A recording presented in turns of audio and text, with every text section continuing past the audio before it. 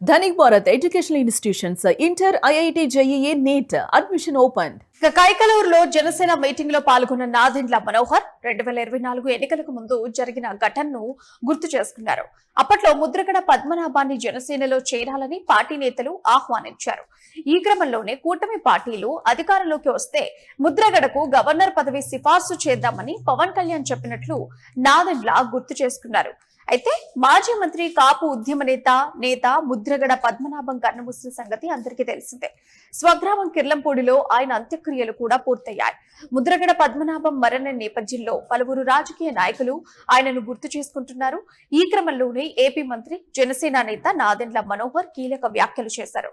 Mudragada పద్మనాభానికి governor పదవి సిఫార్సు చేద్దామని పవన్ కళ్యాణ్ చెప్పినట్లు నాదెండ్ల మనోహర్ గుర్తు చేసుకున్నారు. కైకలూరులో జరిగిన జనసేన చర్చా వేదిక కార్యక్రమంలో నాదెండ్ల మనోహర్ పాల్గొన్నారు. ఈ సందర్భంగా మాట్లాడిన నాదెండ్ల మనోహర్ 2024 ఎన్నికలకు ముందు జరిగిన సంగతులను ఒకసారి ప్రస్తావించారు. అయితే ముద్రగడ పద్మనాభం మరణ వార్త తెలిసిన వెంటనే CM Chandrababu, deputy CM Pawan Kalyan phone లో మాట్లాడుకుని అధికారిక లాంఛనాలతో ముద్రగడ అంత్యక్రియలు నిర్వహించాలని నిర్ణయం తీసుకున్నట్లు నాదెండ్ల మనోహర్ వెల్లడించారు. 2024 ఎన్నికలకు ముందు ముద్రగడ పద్మనాభాన్ని జనసేన పార్టీ నేతలు సంప్రదించారని, జనసేనలోకి రావాలని ఆహ్వానించినట్లు తెలిపారు.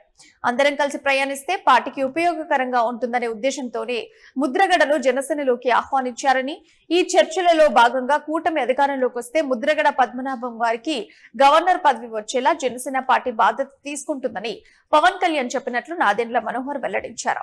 ముద్రగడ లాంటి సీనియర్ రాజకీయ నాయకుడిని ఆంధ్రప్రదేశ్ రాష్ట్రం కోల్పోవడం అత్యంత బాధాకరమని ఆయన అభిప్రాయపడ్డారు.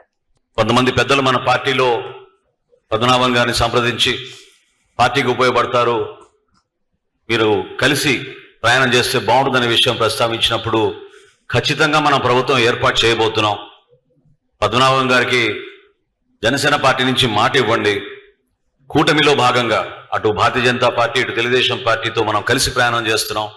తప్పకుండా ఆయనకి గవర్నర్ పదవి ఇచ్చే బాధ్యత తీసుకుంటాం మనం జనసేన పార్టీ నుంచి అని ఆ విషయం కూడా ఆ రోజు పవన్ కళ్యాణ్ గారు ప్రస్తావించింది నాకు గుర్తొచ్చి నేను మీ అందరితో పంచుకుంటున్నాను. కాబట్టి ఆయన ఆత్మకు శాంతి కలగాలని, వారి కుటుంబానికి మనందరం కూడా కైకలూరు నుంచి సంతాపం వ్యక్త విధంగా ఒక నిమిషం మౌనం పాటిస్తే బాగుంటుందని నేను భావించి మిమ్మల్ని అందరం కూడా రిక్వెస్ట్ చేస్తున్నాను. ఎన్నికలకు ముందు మరోవైపు 2024 ఎన్నికలకు ముందు ముద్రగడ పద్మనాభం జనసేన పార్టీలోకి వెళ్తారని జోరుగా ప్రచారం జరిగింది. నాదెండ్ల మనోహర్ చెప్పినట్లుగానే జనసేన నేతలు ఆయనను పార్టీలోకి ఆహ్వానించారు. అయితే ముద్రగడ పద్మనాభం మాత్రం జనసేనలో చేరలేదు. అనూహ్యంగా వైఎస్ఆర్ కాంగ్రెస్ పార్టీ అధినేత వైఎస్ జగన్మోహన్ రెడ్డిని కలిసిన ముద్రగడ పద్మనాభం వైసీపీ కండువా కప్పుకున్నారు. ఇక పిఠాపురం నియోజకవర్గంలో పవన్ కళ్యాణ్ కు పోటీగా వైసీపీ తరఫున పోటీ చేసిన బంగా గీతను గెలిపించేందుకు ప్రయత్నించారు.